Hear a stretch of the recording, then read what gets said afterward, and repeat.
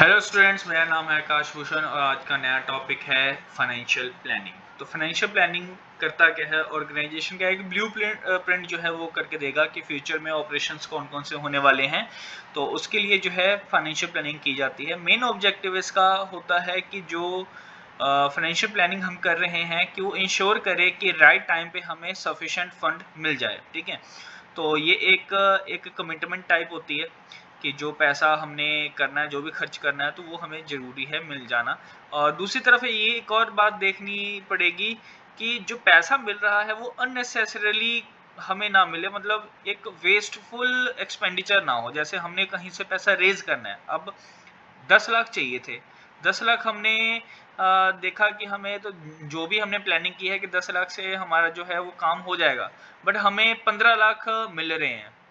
तो हम ये सोचे कि भाई 5 लाख एक्स्ट्रा मिल रहे हैं, तो उसके चक्कर में हमने क्या किया, 10% के हिसाब से हमने पैसा रेज कर लिया। जहां पे 10 लाख रुपए के ऊपर आपने 10% पेमेंट करके 1 लाख का इंटरेस्ट देना था, वहीं पे आप जो है 1,50,000 का इंटरेस्ट पे कर रहे हो। तो वो 50,000 जो एक्स्ट्रा पे कर रहे हो वो वेस्टफुल एक्सपेंडिचर है, क्योंकि आप उस 5 लाख का एग्जैक्टली कुछ कर नहीं रहे, बस रखा हुआ है। तो ऐसे में जितने पैसे आपको चाहिए होंगे सिर्फ उतना ही रखना।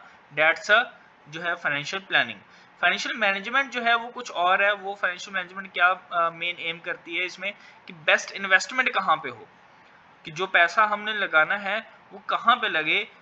इसमें कॉस्ट और बेनिफिट दोनों की ही बात की जाती है, जबकि हमारे पास फाइनेंशियल प्लानिंग जो है वो क्या करती है, स्मूथ ऑपरेशंस जो है, मतलब पैसा कब रिक्वायरमेंट है, कब चाहिए, कब हमने खर्च करना है, तो ये सारी चीजें जो है फाइनेंशियल प्लानिंग करती है। ठीक है, उसके बाद इसमें देखते हैं कि दो ऑब्जेक्टिव जो मेन माने जाते हैं वो कौन कौन से हैं।